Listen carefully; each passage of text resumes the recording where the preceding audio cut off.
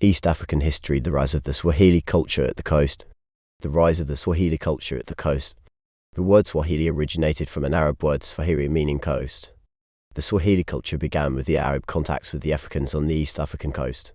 At times it is referred to as the Afro-Arab culture. It developed between the 13th and 15th centuries or around 1000–1500 AD. It was a complete new civilization, borrowing much the Arabic to an African ways of life. The culture developed as a result of the intermarriages between the Arabs, the coastal people.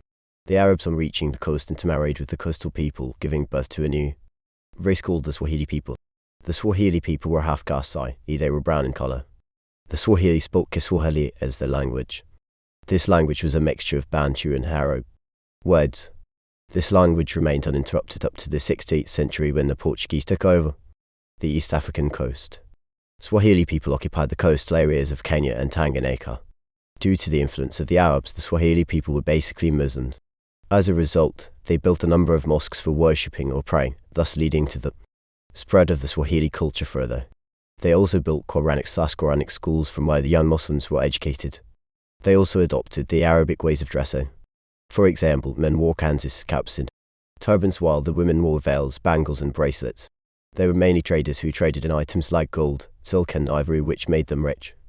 Their system of administration was based on the Sharia law and Islamic practices. They used new titles of leadership like sheikhs, sultan and qadis. They used the Quran as a holy book, and it was written in Arabic.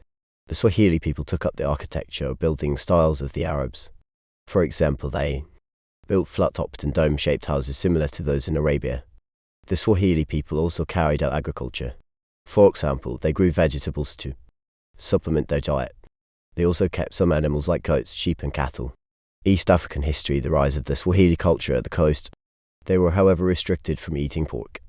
The Swahili culture grew steadily, though by 16th century, the culture was disrupted by the coming of the Portuguese. Effects of the Swahili culture on the peoples of the East African coast. Mosques were built all over the East African coast as a result of the Swahili culture. Quranic schools were also built at the coast to educate the young Muslims. Islam was further encouraged to spread at the coast as a result of the Swahili culture. This Islamic religion promoted unity among the Muslim brothers along the East African coast. Islam also greatly influenced the coastal cultures like the dress code. The Swahili culture also led to the development of many towns along the East African coast. These included Mombasa, Kilwa, Mogadishu and Sofala, among others. The introduction of the strict Sharia law strengthened administration at the East African coast. The Sharia law also improved people's morals and behaviors at the coast due to the strict Quranic teaching against immorality like adultery and corruption, among others. There were intermarriages between the Arabs and the local people at the coast, which gave rise to the Swahili people. The new Swahili culture came with a new language known as Kiswahili. This language was a mixture of Bantu and Arab words. Kiswahili became the lingua franca or medium of communication along the coast. Because of the Swahili culture, Arabic was also adopted along the East African coast as an official language used for administration. The Arabs who spread Islam imposed themselves on the local people at the coast as their rulers. Food and sitting habits etiquette changed among the coastal people as a result of the Swahili culture. For example, they started eating pilau, chapati, rice and sitting while cross-legged. New titles of leadership were adopted to the East African coast. These included sheikhs, sultans and qadis, among others. New crops were brought to the East African coast as a result of the Swahili culture. These included rice, wheat, oranges and lemons, among others. Some African societies at the coast were absorbed by the Swahili culture. They therefore lost their cultural identity to the Swahili culture. East African history, the rise of the Swahili culture at the coast. There was improvement in the standard of living among the coastal people due to prosperity that was registered because of the Swahili culture.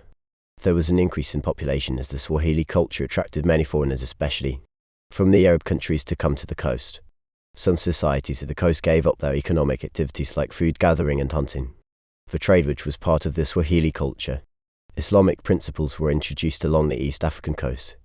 These included circumcision, praying 5 times a day and fasting, among others. New ruling dynasties or families were formed along the East African coast as a result of the Swahili culture. For example, there was the Afro-Shirazi dynasty.